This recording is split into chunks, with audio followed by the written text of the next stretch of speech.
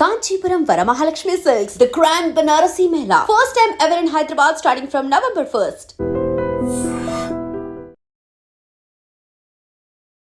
Social media influencers వీళ్ళకు craze ఎంతుందో మనందరికీ తెలిసిందే. బికాజ్ లక్షలలో ఫాలోవర్స్ ఉంటారు, చాలామందిని కూడా ఇన్ఫ్లుయెన్స్ చేయగలుగుతారు. ఈ మధ్యకాలంలో బిజినెస్ ప్రమోషన్స్ అనుకోండి, ఏదైనా ప్రమోషన్ కావాలంటే వెరీ ఈజీ అన్నమాట.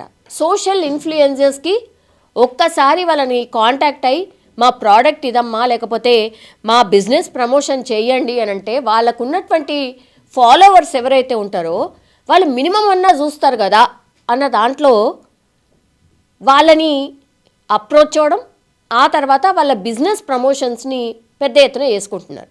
సో సోషల్ మీడియా ప్రమోషన్స్కి సంబంధించి మనకు స్పెషల్గా చెప్పాల్సిన అవసరమే లేదు. కానీ నేను చెప్పబోయేటటువంటి వార్త నిజంగానే చాలామంది ఇంటర్నెట్ అట్లాగే సోషల్ మీడియాలో ఫాలోవర్స్ ఎవరైతే ఉన్నారో వాళ్ళకి ఒక సాడ్ న్యూస్ అని చెప్పొచ్చు. ఢిల్లీ బేస్డ్గా చాలా ఏళ్ల నుంచి వ్లాగ్స్ చేస్తూ, అది కూడా పర్టికులర్గా ఓన్లీ ట్రావెలింగ్ వ్లాగ్స్ మాత్రమే చేస్తూ 46 కంట్రీస్ని ఆల్రెడీ కవర్ చేసి ఉన్నాడు.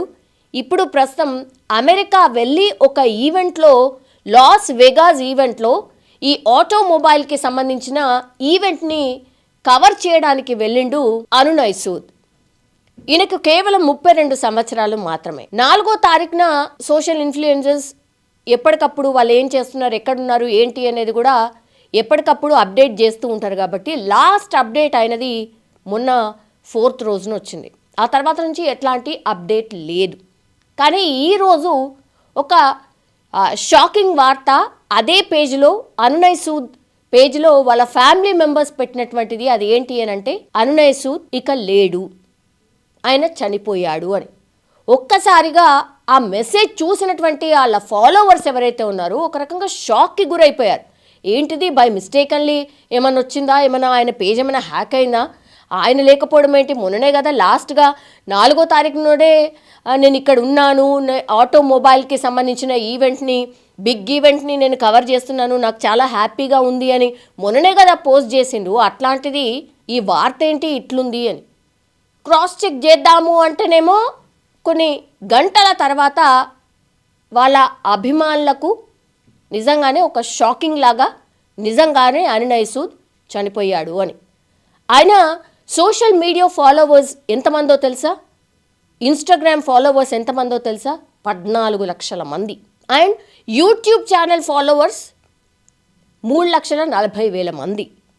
ఇంతమంది అభిమానాన్ని సంపాదించుకున్నటువంటి అనునయ్ సూద్ కేవలం 32 సంవత్సరాల వయసులో అనుకోకుండా వాళ్ళ ఫ్యామిలీ మెంబర్స్ ఎవరూ లేరు, వ్లాగ్స్ చేద్దామని అమెరికా లాస్ వెగాస్కి వెళ్తాడు.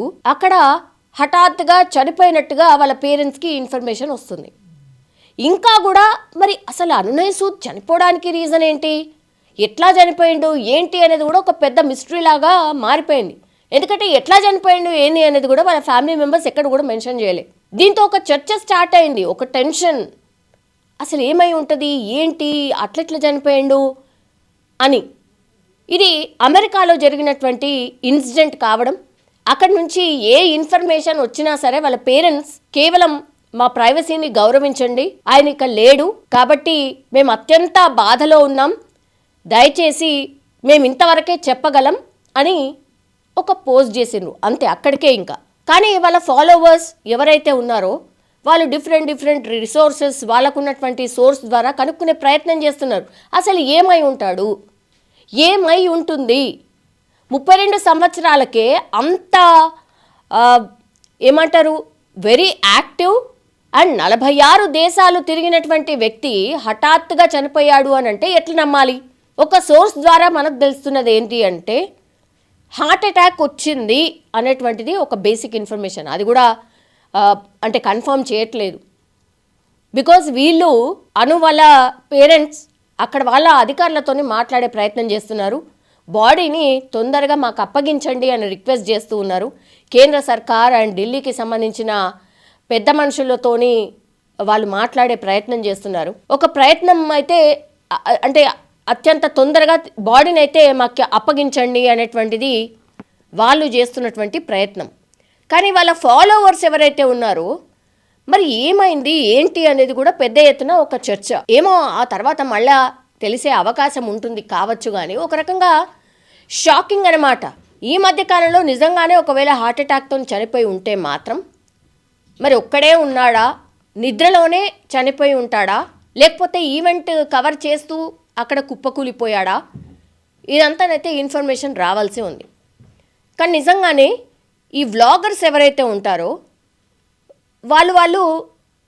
వాళ్ళ అభిమానుల్ని ఎట్లా సంపాదించుకుంటారంటే వాళ్ళు చేసే వ్లాగ్స్, వాళ్ళు చెప్పే ఇన్ఫర్మేషన్, వాళ్ళు చేసే ప్రజెంటేషన్ ద్వారా వీళ్ళందరినీ కూడా సంపాదించుకోగలుగుతారు. అది నాట్ దాట్ ఈజీ. ఎన్నో వీడియోస్ చేసి చేసి చేసి ఉంటే కానీ అంత అభిమానం రాదు.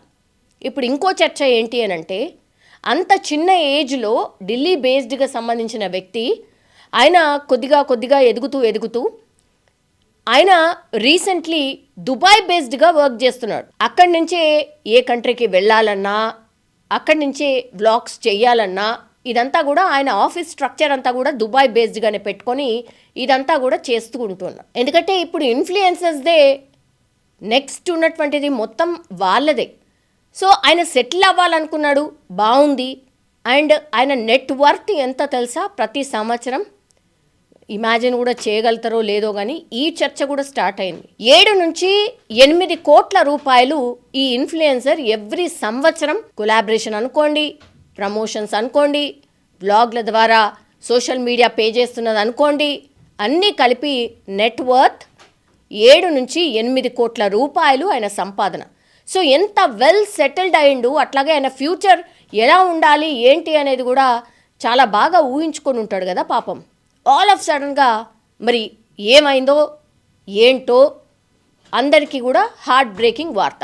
వాళ్ళు ఎంతగానో అభిమానించే అన్నయ్య సూద్ ఇక్కడ లేడు అనేటువంటిది.